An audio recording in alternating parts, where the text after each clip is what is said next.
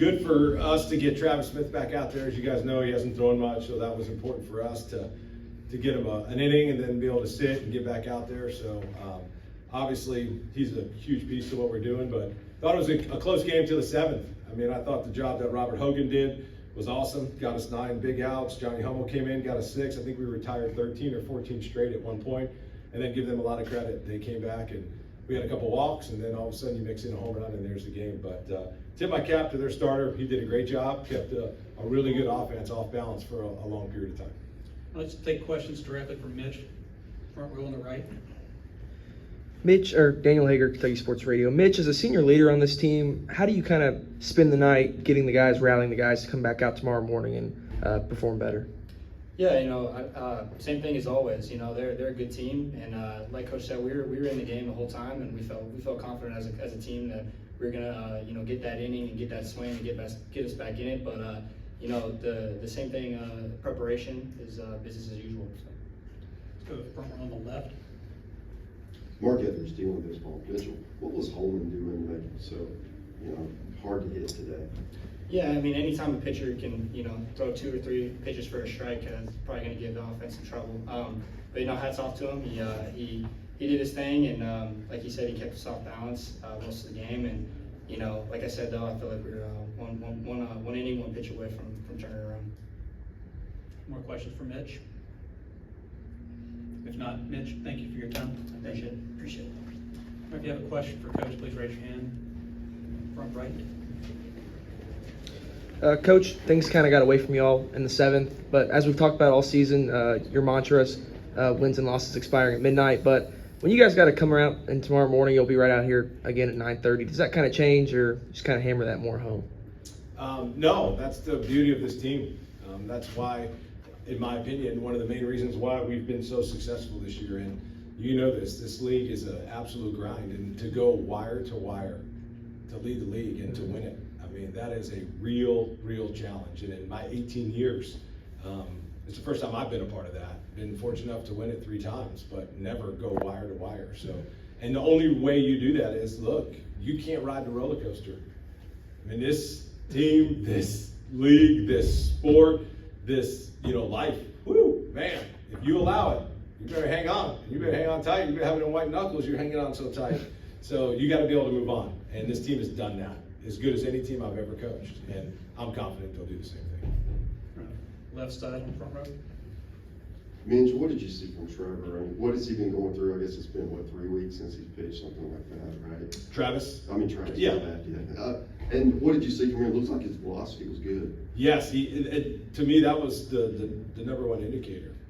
As far as like the timing of his delivery, the command and all that stuff, that will come back. When you're throwing pitches with that much velo, was he up to 96? What'd you get him on? We had 97. 97 with that kind of movement, the 2-seamer, and then obviously his curveball, his cutter, to be able to command all of that, that's a real challenge. So the rhythm, the timing of his delivery, all that will come. But the fact that he had that stuff, as you know, whether we start him or we bring him out of the bullpen, that is a quality piece. And when you look at our team and our bullpen, he's a huge piece. So I was just happy for him to get out there. As you know, for these guys, whenever they're dealing with just some little nagging injuries or shoulders or lats or whatever, for them to have the peace of mind knowing like, all right, stuff is good.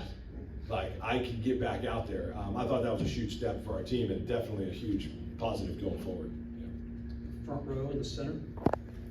Coach Koki Riley with the Advocate. What was Luke Holman doing today that made things so difficult for you guys? He did his fastball. He commanded it really well. He commanded it to his glove side. He commanded it up to his glove side. He threw balls away, and then the curveball behind it was really good. So the second he started landing that curveball for a strike and spotting his fastball, it became really difficult. And you can prepare for that as much as you want. And you look, I believe. You can go back and check me on the stats, but I think the opponent's batting average against him is 178 going into the year. I mean, he just doesn't give up hits. The guy is extremely stingy, and he can command a ball. So he's intentionally throwing balls at times, and then he's throwing strikes. So when you start doing that to lefties, righties, and start changing eye levels, planes, and moving it around, you become really tough to hit. Front row on the right. You kind of change things up with the pitching today. Like Johnny Hummel comes in the 5th, and then Dom Nyman makes his first relief appearance. What kind of witnessed some of those pitching decisions just mixing things up a bit. When, obviously Travis was not going to be able to go longer than 1, maybe 2 innings. If we were able to get him through 2, I think we would have been happy with that, with the pitches and his pitch count. But so the second you do that, now all of a sudden that just changes everything, because obviously we would love to have a starter go out there and roll. Wanted to give Dom a look out of the bullpen just in case. Obviously anytime you have a pitcher that's never thrown out of the bullpen for you, I mean, obviously that was a huge piece. So we wanted to give Dom the opportunity to come out of there, and obviously with Hogan, and we wanted to kind of extend him a little bit too. We got him up to 3 innings, he got us 9 outs, and I think that's really important for us too, moving forward, to be able to make sure that he's not just a 1-inning guy, to be able to stand him. So I love the way the game was going. I told our team this. We needed to be in a 2-0 game. It's like, with our offense, you guys know all the numbers, what we've done in league play. I mean, I really believe it's as good an offense, if not the best offense in our league. And when you look at the numbers offensively, it's really good. So we haven't played one of those games in a while. You know what I mean? Yeah. So, but we had the game that we wanted. We had pieced it together exactly right. And then it got away from us, and give them credit. I mean, they had 2 grand slams, is that what it was? Yeah, 2 grand slams, and they got the hits right there when they needed it. So tip your cap to them. Question in the center on the front row. Coach, I don't know how much time you had to prepare for LSU, and obviously this is the first time you faced this season, but what do you think has sort of changed with them over the last 20-ish games after that slow start at Carmel's play? Well, I have insider information since I'm so good friends with Jay Johnson, so I won't let the cat out of the bag, okay? I'll let you guys see if you can pull it out of him. I just think, look, you guys know this, but it's really hard to repeat. It's really hard to repeat. Look at what's happened to the 2 previous national champions. They didn't even make our conference tournament the last 2 years. It's just a real challenge, and talking to one of the other coaches in the league, I thought he said it great. This league is like the greatest, most intense tug of war. Okay, I'll use a prop. You guys want to use a prop? It's like the greatest match of tug of war. And there's just heavyweights, like guys like flexing their muscles, and just like you're holding on, and it's like, man, here we go. And then like you gain an inch, and you're like, yeah, this is awesome. All right, guys, keep going, and you're fighting, and you're going, and then all of a sudden you get another inch, like, yeah, and then all of a sudden they pull it back, and it's got 2 inches, you're right back to where you were. And then all of a sudden you have a couple things don't go your way, and then all of a sudden you find yourself on the other end going the wrong way. But it's so easy. The margin of victory is so small. It is so tiny. It's why we don't get days off.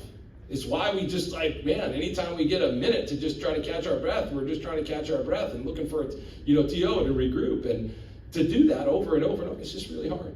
It's just really hard. So they lost a lot of pieces off that previous team. They had to figure out and get some guys in some new roles and move them around, and some guys who are just not there anymore. And then all of a sudden, hey, look, you have another new pitching coach come in that's been with them, and there's just so many moving pieces that have to happen. And by the way, the whole time you're trying to figure stuff out, everybody else is they keep pulling really hard. And it's like, so this is what I know.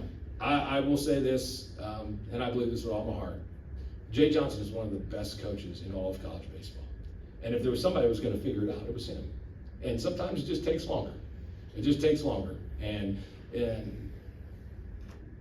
is it easy? No. But I think we can all agree that when you look at their team, you look at their arms, and you look at their positional players, they have plenty good enough players. And they're clearly one of the best 64 teams in the country. That was a really long answer and to a short question, so I hope it made sense.